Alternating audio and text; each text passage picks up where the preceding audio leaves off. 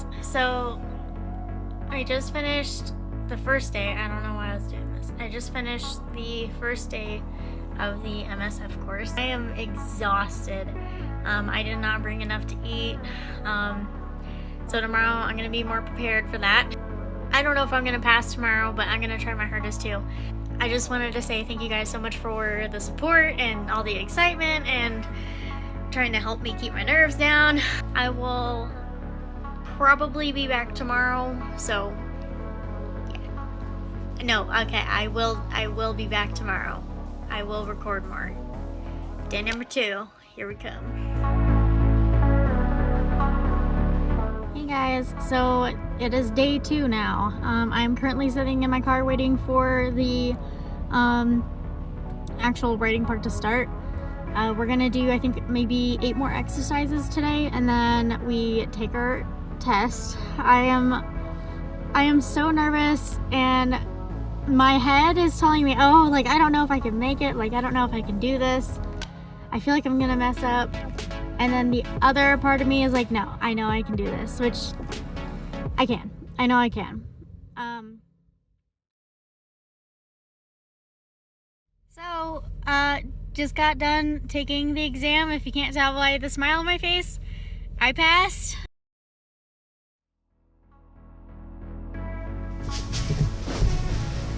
Okay, so for this video, I'm going to be kind of breaking it up into 2 parts. The first part is going to be about kind of what to expect going into the MSF course, and then the second part is going to be talking about my experience with the MSF course. So getting started with the MSF course, I don't know if it's the same for every state, if it's kind of similar in other states, or if it's completely different. I'm kind of guessing it's similar, if not the same. You start with obviously signing up online. As soon as you sign up, you will get an email or a link leading to the e-course. For Colorado anyway, we had an e-course that we had to finish prior to the actual 2-day MSF course. It was, I think, 3 hours long, broken up into sections. You can break it up however many days you want. I did just simply because of making videos and work. Once you're done with the e-course, you basically get a printout or you download a PDF and you bring it to the MSF course the day of. You present it to the instructor so they know that you've passed. You have to finish the e-course before you take the MSF course, like I said. So basically what you can expect from the e-course, it goes over kind of like the motorcycle itself. So where your rear brake is, the clutch, the headlights, the horn, cutoff switch, things like that. So you definitely learn just like the basics of what a motorcycle is, you know.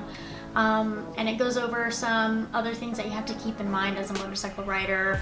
So like taking turns, how you take the turn, things like that. So your first day taking the MSF course, for us it was starting in the classroom, and they basically just go over some basically questions that are going to be covered on the test. So everything that's done in the classroom is leading up to your written test. Everything they provide to you, it is, like I said, they basically give you all of the answers.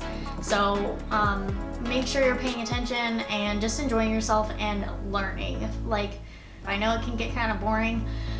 For me, it just kind of got like repetitive, but they're getting you into the process of thinking like a motorcycle rider. And whenever you see an intersection, viewing it as gotta look for escape routes and what could be a threat. So definitely valuable stuff learning in the classroom. After some time in the classroom, you eventually go out to the range where they start to get you familiar with the bike that you end up choosing. And then after you finish everything in the classroom on the first day, they will take you out to the range where you will pick out a bike and you will start to familiarize yourself with the bike. You do end up sticking with, at least for us anyway, you do end up sticking with that same bike throughout the whole course until you test. They have bikes that are all basically going to be right around the range of a 125 or maybe a 150. So they are not big bikes, they're not that heavy. So definitely don't be intimidated if you're like, what if this thing takes off out from under me? Like, you'll be fine. Your clutch is your best friend. In total for the range exercises, I want to say there was 14 total, I think. So we ended up doing, I think, maybe 7 or 8 the first day. And then on the second day, you end up going back to the classroom, go over a couple more things. They prepare you for the written test, and then you take the written test. They do provide like a quiz starting out in the classroom. I think that was on the first day. So you definitely get plenty of practice. You get plenty of information on leading up to your written test. So all of your tools are going to be there ready for you to go. On the second day, like I said, you take the written test and then you do take your skills test. Once you go through all 14 exercises, you end up taking your skills test. And I will say, for me anyway, we went through so many exercises that were honestly, in my opinion, more complicated than the actual test itself. The actual test itself, you're used to all the maneuvers that they have you go through. So they have you well prepared, and they give you plenty of practice time leading up to the test. So definitely feel confident going into it, because they give you everything to succeed.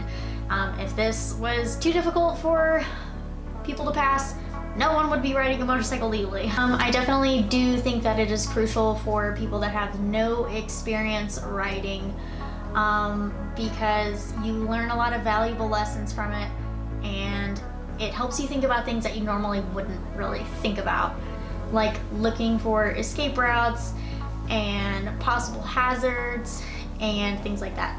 Okay, so now moving on into part 2. I'm going to be talking about my experience. Some of you that have already joined me on this journey know that I have no experience riding a motorcycle whatsoever. I never had dirt bikes, never had four-wheelers, nothing. So just because you've never ridden does not mean that you cannot pass. Like you guys saw at the beginning of the video, I did pass. Super excited and relieved. After my first day, I was not feeling it. I had the most trouble with like throttle and clutch, making sure I gave it enough gas and slowly release the clutch. I just had issues figuring it out. I think I was just too timid and like scared I was giving the bike too much, and I cannot tell you guys how much I stalled. Oh, it was so frustrating, and I goaled myself to, like, if I did stall a maximum of 2 times during the test, because if you stall 3 times, it's an automatic fail. If you drop the bike, automatic fail. So my goal was to just not stall, not put my foot down, nothing like that. I rode the Kawasaki Z125. I chose that bike, because I'm a tiny person. I'm 5'2". I am not a big person. I basically made the bike look like it was a normal size. So, but also just because like I know that I've always wanted to try either a Z125 or a Grom. Oh my gosh, it was so much fun. It was such a fun bike, and it's like I'm finding more and more bikes that I think that I might end up owning, which isn't a good thing because I haven't even got my first one yet. But yeah, I was super nervous and determined to pass. Definitely discouraged because I was stalling so much. I was worried I wasn't gonna catch on, like it wasn't gonna click, and then I was just like, no, get out of your head, you're gonna pass. And I did. If you put your mind to it, you're gonna pass. Like it genuinely isn't that hard. Just don't overthink it, and just focus on having a lot of fun. I did not want to stop riding. It was so much fun, and I was genuinely sad leaving because I'm like, I don't have a bike to come home to. Definitely be realistic with your skills and your abilities and what you're comfortable with. It's important to understand your own capabilities, but also don't be afraid to get comfortable with riding, I guess is what I'm trying to say. Like, I don't know. I just had a blast like learning how to ride and everything. So, but yeah, if you do everything that they suggest and you really listen in your classes and you pay attention and you practice with every tool that they give you, you will pass. You'll do great.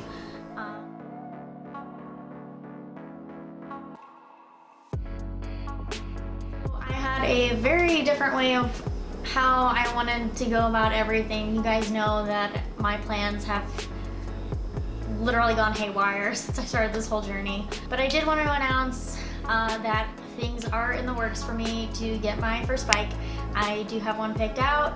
I'm currently working with the owners to get everything sorted out and to hopefully make sure that it gets here soon. I really want to bring you guys along for it. A lot of things are changing, but I will keep you guys posted best I can. I do that through my Instagram. That's where I post all my updates. So if you guys want to stay posted and up to date with the latest, definitely follow me there. And thank you guys so much for watching. I hope this was hopefully insightful for people that are looking to take the MSF course soon. I know it wasn't super in-depth and detail. I guess this was mainly a video to hopefully relieve some stress and just kind of get you in the right mindset of you can do this and you should do this because riding a motorcycle is so much fun. We need more people riding. Definitely be safe out there, and I will catch you guys in the next one. Peace.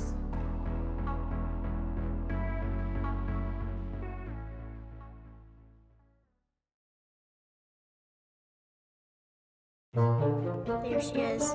The one that will be my steed to victory. Y'all, I really hope I pass. I'd be really sad if I didn't.